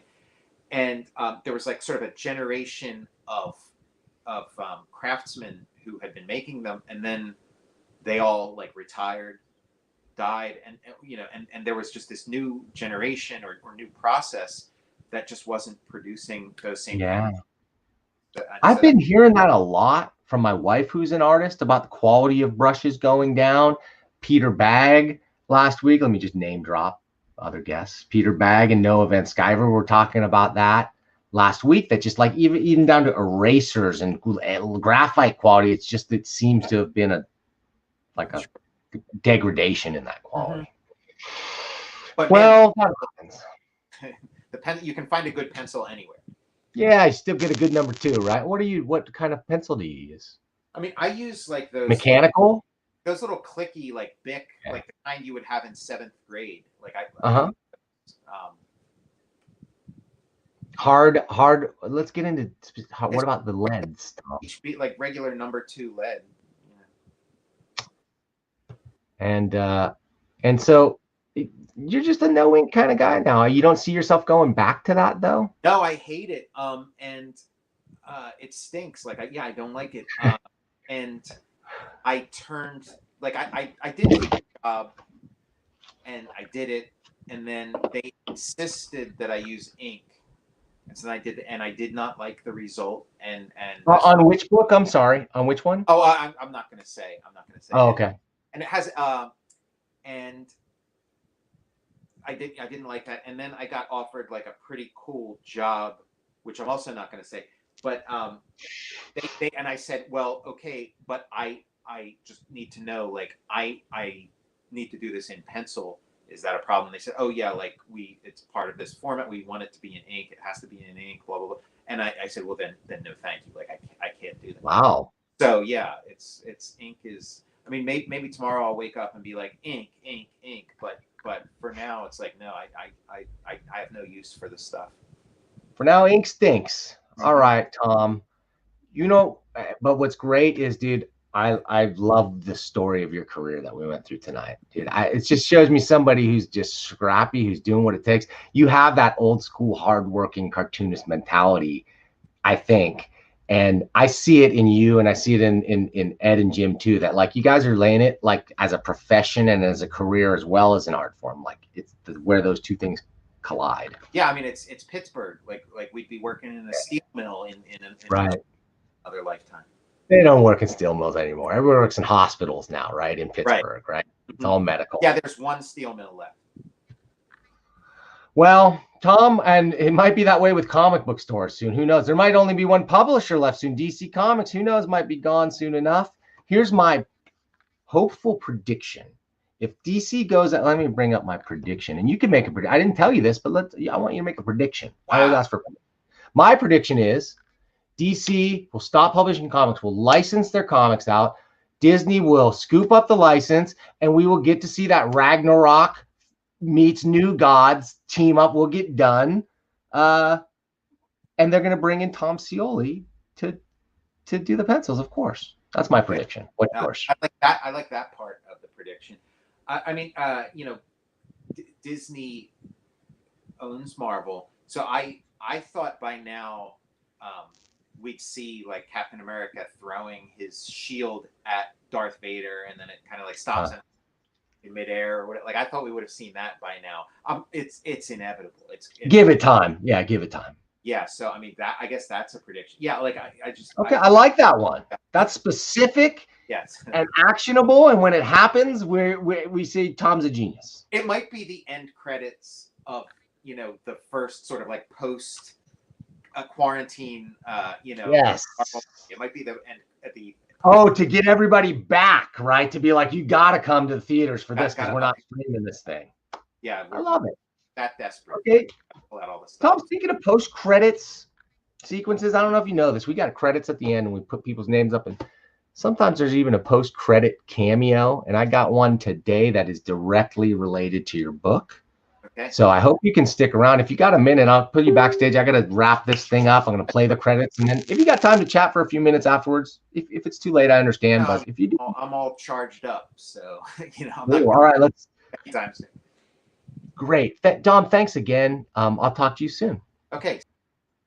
Hey, everybody. Man, that was awesome. That was a great conversation. I really enjoyed it. Tom that's my kind of cartoonist right there. That's somebody who cares about his craft and his art, but also his career, right? Like he's kidding the three legs of the milking stool, or whatever metaphor I'm gonna try and shoehorn in here, right? He's taking care of the artistic side in his vision. That's important. That's key to everything.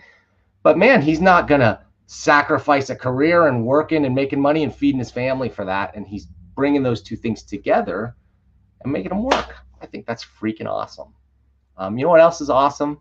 You guys. We still got 17 people watching. That's pretty good for this show. We're not a big mega show like some of those guys out there. You know who I'm talking about.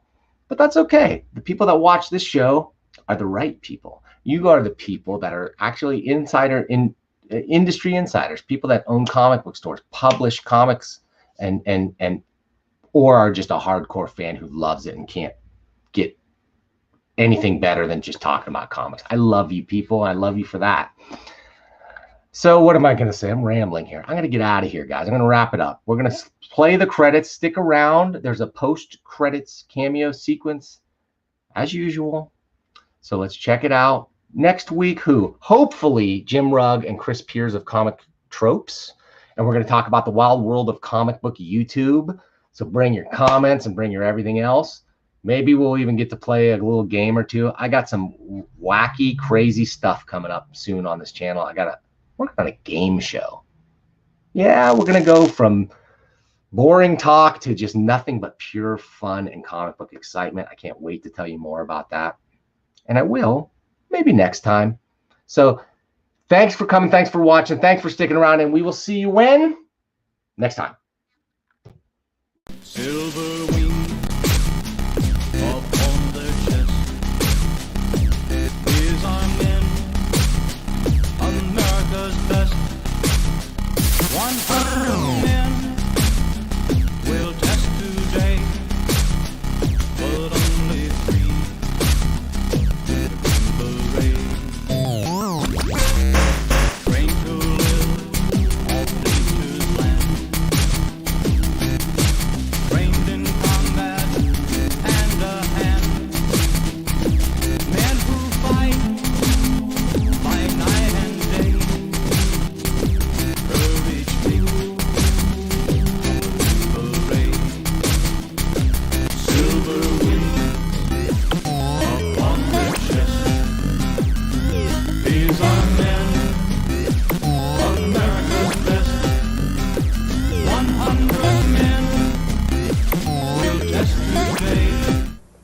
Finally, we do replace them, and the whole thing is over. The Germans are gone, everybody's gone, and there was one shell that hit that I see these Germans laying in a row. It's a beautiful row. They made a perfect circle, except the bottom half of their bodies were missing. See? And the shell evidently hit right in the middle of this group and threw them out in a circle. Okay? And you see a lot of these nice designs if you're an artist,